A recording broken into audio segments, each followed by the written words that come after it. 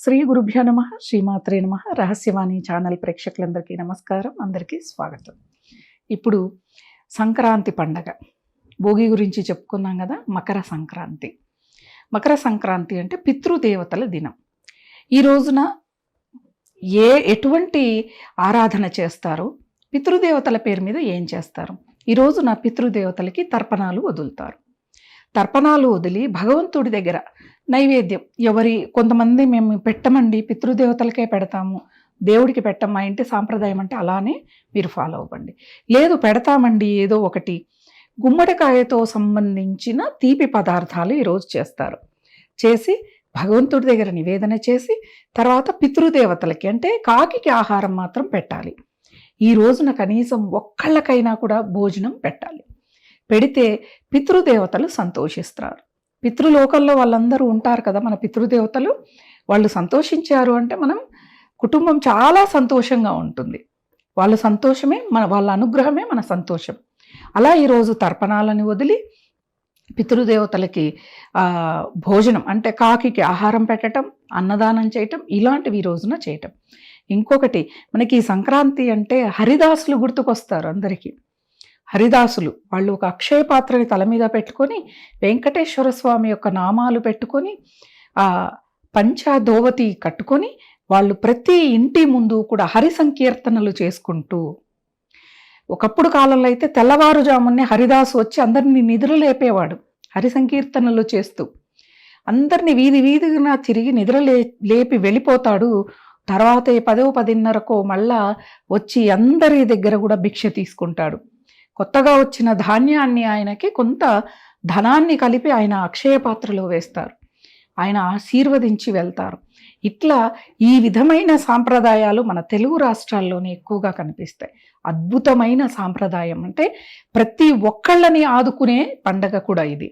ఏంటిది, ధాన్యం వచ్చేవరకు ఒకప్పుడు కాలంలో ఇంటి పని మనిషి, ఇంటి మంగలి, ఇంటి చాకలి, అలాగే ఇంటి కోసమే పనిచేసే వాళ్ళు ఉంటారు కదా, వాళ్ళందరూ కూడా పొలం మీదకి వెళ్ళి ధాన్యం తెచ్చుకుంటారు సంక్రాంతికి. అందరూ కూడా అలా ఇచ్చేవాళ్ళు. అంటే పేదవాళ్ళని ఆదుకునే పండగ కూడా అన్నమాట. అలా ఈ మకర సంక్రాంతి రోజున గాలిపటాలు ఎగరవేస్తారు, కైట్స్ ఎగరేస్తారు. ఎందుకు అంటే మనకి దక్షిణాయనం నుంచి ఉత్తరాయణం వైపుకి గాలి మొదలవుతుంది. మనకి ఉత్తరాయణం మొదలవుతుంది సంక్రాంతితో. మకర సంక్రమణం జరిగిన రోజున మనకి ఆయనం మారుతుంది. అంటే దక్షిణాయనం నుంచి ఉత్తరాయణంలోకి మనం మారుతాం.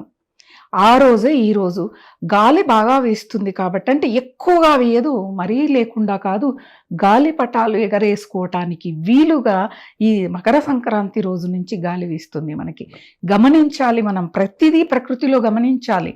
మనం చూస్తే మకర సంక్రాంతి రోజు వరకు కూడా సూర్యోదయం మన ఇంటి మీద ఏ విధంగా పడుతోంది, ఎంతవరకు పడుతోందో ఓసారి గమనిస్తే మకర సంక్రాంతి మరుసటి రోజు నుంచి సూర్యుడు యొక్క ఆయన యొక్క ప్రకాశము ఇంట్లో ఏ వైపుకు మారిందో తెలుస్తుంది. ఉత్తరం వైపుకు మారుతుంది, కొంచెం మనకు తెలియని దిశ మారుతుంది అన్నమాట. ఇవన్నీ కూడా గమనించే పండగ అన్నమాట ఇది. కాబట్టి ఈ మకర సంక్రాంతి రోజున పితృదేవతల రోజు కాబట్టి ఈరోజు దాన ధర్మాలకు కూడా చాలా విశేషత. ఏంటిది అంటే గుమ్మడికాయ దానం ఇవ్వటం, అలాగే స్వయం పాకం దానం ఇవ్వటం. ఒక పేద పూజారి పండితుడు ఎవరైనా ఉంటే ఆయన ఇంటికి పిలిచి మనకి చేతనైతే వస్త్రాలు అంటే పంచ కండువని, స్వయం పాకం, ఆ రోజు మనం ఏమేమి వండుకుంటాం, ఏమేమి కూరలు వండుకుంటాం, కూరగాయలు ఇవన్నీ కూడా పెట్టి ఆయనకు దానంగా ఇవ్వటం. గుమ్మడికాయని దానంగా ఇస్తే ఏంటండి, భూమిని దానం చేసిన పుణ్యం వస్తుంది. ఎందుకంటే గుమ్మడికాయ భూమిని పోలి ఉంటుంది కాబట్టి భూదానం చేసిన ఫలితం అనేది లభిస్తుంది. కాబట్టి తప్పకుండా కాయని దానం చెయ్యండి. కొంతమంది ఈ మధ్య రేట్లు ఎక్కువైనాయనే చిన్న ముక్కో దానంగా ఇస్తారు. తప్పసలు మనకు వచ్చే పుణ్య ఫలితం కూడా అదే అంతో ఇంతో వస్తుంది. సంపూర్ణంగా రావాలి అంటే ఉన్నవాళ్ళైతే 100 రూపాయలు 150 గుమ్మడికాయకి పెట్టలేరా అండి? పెట్టగలుగుతారుగా దానంగా. మొత్తం పెద్దదేమి ఇవ్వక్కర్లే, అంత మీడియం సైజ్ గుమ్మడికాయనైనా పూర్తిగా దానం చేయండి. మనం గొబ్బెమ్మల్లో కూడా గుమ్మడి పువ్వుల్ని పెడతారు, బంతి పువ్వులు, గుమ్మడి పువ్వుల్ని పెడతారు. ప్రకృతిని ఆరాధించే గొప్ప పండగ కూడా. ఎన్నో రకాలుగా చెప్పుకోవచ్చు ఈ పండగకి ఉన్న విశేషాలన్నమాట. కాబట్టి కనుమ ఎపిసోడ్తో మళ్ళా మీ ముందుకు వస్తాను.